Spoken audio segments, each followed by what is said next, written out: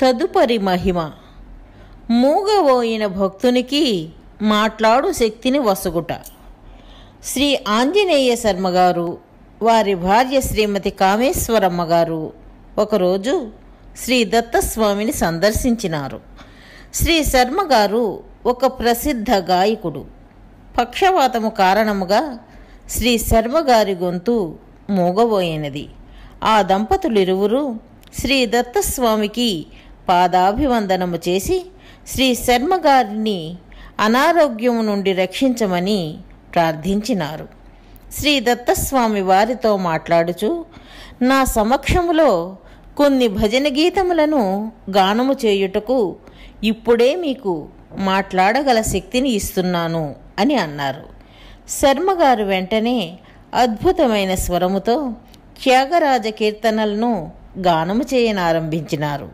శ్రీ దత్తస్వామి కూడా శ్రీ శర్మగారితో పాటు త్యాగరాజ కృతులను గానము చేసినారు. ఆ రోజు గానము చేయుచున్న సమయములో సాక్షాత్తుగా శ్రీ త్యాగరాయుల వారికి స్వరార్ణవమును బహుకరించిన నారద మహర్షి శ్రీ త్యాగరాయుల వారితో కలిసి గానము చేసిన అనుభూతిని తాను పొందినానని శ్రీ శర్మగారు శ్రీ దత్తస్వామితో చెప్పినారు. శ్రీ దత్తస్వామి శ్రీ శర్మగారితో మాట్లాడుచు, కృష్ణుని ఆలయములో నివసిస్తున్న ఒక పావురపు గొంతును గాయపరిచిన కారణమున ఈ జన్మలో మీ గొంతు మోగబోయినది. మీరు ఇప్పటికే 60 సంవత్సరముల వయస్సు దాటినారు. ఈ వయస్సులో మీకు మీ స్వరము అత్యంత ఆవశ్యకము కాదు. ఒకవేళ మీరు పట్టుబట్టినచో నేను మీకు ఖచ్చితముగా వాక్కును తిరిగి మంజూరు చేయగలను. కానీ ఈ శిక్షను మీరు ముందు జన్మలకు వాయిదా వేయుట వలన మీరు దానికి సంబంధించిన వడ్డీని కూడా అనుభవించవలసి వస్తుంది. దీని కారణముగా మరుసటి జన్మలో మీరు ఆ జన్మాంతము మోగవానిగా జీవించవలసి వస్తుంది అని చెప్పినారు. శ్రీ శర్మగారు కొంతసేపు ఆలోచించి ఈ జన్మములో మిగిలిన ఈ కొంత జీవితమును మోగవానిగా జీవించుటకు అంగీకరించినారు. ఇది వారిరువురి మధ్య జరిగిన ఒక ఒప్పందము ప్రకారము ఇట్లు జరిగినది. ఈ మహిమను గురించి శ్రీ దత్తస్వామి ఇచ్చిన వివరణ. జీవుడు సంపూర్ణముగా సంస్కరించబడనిచో తాను చేసిన పాపములకు శిక్షను అనుభవించక తప్పదు. జీవుల యొక్క పాపములను తదుపరి జన్మలలో అనుభవించున్నట్లు వాటిని వాయిదా వేయు శక్తి పరమాత్మకు కలదు. కానీ అట్లు జరిగిన ఎడల ఆ పాపములకు వడ్డీని కూడా అనుభవించుట అనివార్యము. పరమాత్మ యొక్క దివ్య పరిపాలనలో ధర్మదేవత తన విధిని నిర్వర్తించు సమయములో వాటిని మార్పు చేసి ధర్మదేవతను నొప్పించరు. కానీ ఒక జీవుని ఆధ్యాత్మికముగా సంస్కరించబడు అవకాశమును దృష్టిలో ఉంచుకుని పరమాత్మ ఆ జీవుని చిట్టాలో కొన్ని సర్దుబాట్లు చేయవచ్చు. కానీ ఆ జీవుని పాపపుణ్యముల చిట్టా మాత్రము ఎల్లప్పుడూ నిర్వహించబడుచూ ఉంటుంది. ఒక జీవుని పాపములకు విధించబడిన శిక్షను వాయిదా వేయుట అనునది ఆ పాపమునకు విధించబడిన శిక్షను రద్దు చేయుట కాదు. ప్రార్థనల ద్వారా ప్రకటింపబడిన భావరూప భక్తికి మరియు వారు చిందించిన మొసలి కన్నీళ్లను చూసి పరమాత్మ వారి శిక్షలను రద్దు చేసినారు అని జీవులు పొరపడుతుంటారు. భక్తుని యొక్క అర్హత ఆధారముగా ఆ భక్తునికి విధించబడిన శిక్షను తాను అనుభవించి ఆ భక్తుని పాపమును రద్దు చేయుట కూడా కొందరు అర్హులైన భక్తుల విషయములో జరుగుతుంది. జ్ఞానము, భావరూప భక్తి మరియు ఆచరణాత్మక త్యాగము ద్వారా ఒక జీవుడు పూర్తిగా సంస్కరించుకున్నచో అట్టి జీవుని పాపములన్నీ పూర్తిగా పరమాత్మచే రద్దు చేయబడగలవు. శ్రీ దత్తస్వామి ఇచ్చిన వివరణలు. జీవులు తమ పూర్వజన్మలో చేసిన పాపములు వారిని ఈ జన్మలో వ్యాధుల రూపములో బాధిస్తాయి అని ధర్మశాస్త్రము చెప్పుచున్నది.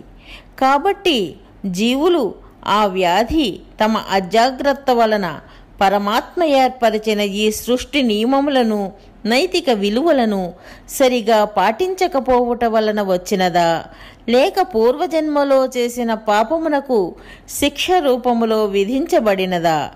పూర్వజన్మ కృతం పాపం వ్యాధి రూపేణ బాధతే తత్శాంతిరౌషధయః అను విషయమును తెలుసుకొనుటకు వెంటనే ఆ వ్యాధి నివారణకు వైద్యులను సంప్రదించి వారి సలహా మేరకు అవసరమైన ఔషధములను వినియోగించి చూడవలెను. ఒకవేళ మీరు వర్షములో తడిస్తే మీరు జలుబుకు గురి అవుతారు. అటువంటి జలుబు ఔషధములు తీసుకొనుట ద్వారా నయము కాగలదు. వైద్య శాస్త్రము మరియు ఔషధములకు సంబంధించిన జ్ఞానము ఈ రెండు పరమాత్మచే సృష్టించబడినవి. పృథివ్యా ఓషధయః వేదము, విజ్ఞానమేతత్ సర్వం వ్యాసుడు చెప్పుచున్నవి. కొందరు మూర్ఖులు వైద్య చికిత్స తీసుకోవటం పవిత్రమైనది కాదని భావిస్తారు. వర్షములో తడిసినందువలన వచ్చిన జలుబు పరమాత్మచే ఏర్పాటు చేసిన సహజ ఆరోగ్య నియమములను పాటించకపోవటం వలన వచ్చిన వ్యాధి మాత్రమే. వర్షములో తడిసినప్పుడు జలుబు వచ్చుటకు అవకాశం కలదు. పరమాత్మ వర్షమునకు జలుబు చేయు గుణమును ఇచ్చుట వలన మనము వర్షములో తడిసినప్పుడు జలుబు వచ్చుటకు అవకాశము కలదు.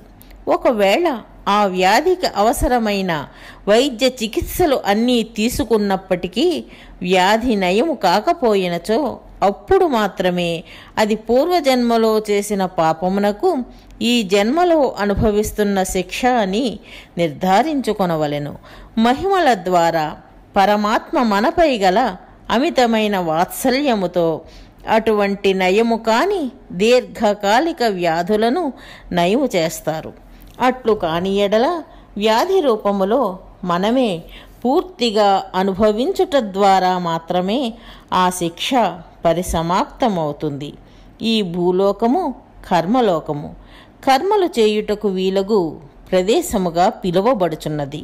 ఎందుకంటే ఊర్ధ్వలోకములు ఈ కర్మలోకములో మనము చేసిన వివిధ కర్మల యొక్క ఫలితములను అనుభవించుటకు మాత్రమే అవకాశము గల భోగలోకములు, స్వర్గ నరకములు మాత్రమే. ఊర్ధ్వలోకముల నుండి జీవులు వారి కర్మఫలములను చాలా వరకు అనుభవించిన తరువాత మాత్రమే ఈ భూలోకమునకు తిరిగి వస్తారు. కానీ కర్మఫలము శిక్షలను అనుభవించుట వలన జీవులు పూర్తిగా సంస్కరించబడరు. కానీ పాపముల తీవ్రత తగ్గుతుంది. జీవులు వారి కర్మఫలములను ఊర్ధ్వలోకములలో చాలా వరకు భోగించుట చేత వారి కర్మశేషములు భూలోకమునకు తిరిగి వచ్చు జీవులలో ఒక బిందు మాత్రముగా ఉంటాయి. అంటే జీవులు తాము చేసిన పాపపుణ్యముల జాడలు వాటి తీవ్రత తగ్గినప్పటికీ వారి గుణముల సాంద్రత బిందు మాత్రముగా ఈ జన్మలో వారికి ఉంటాయి.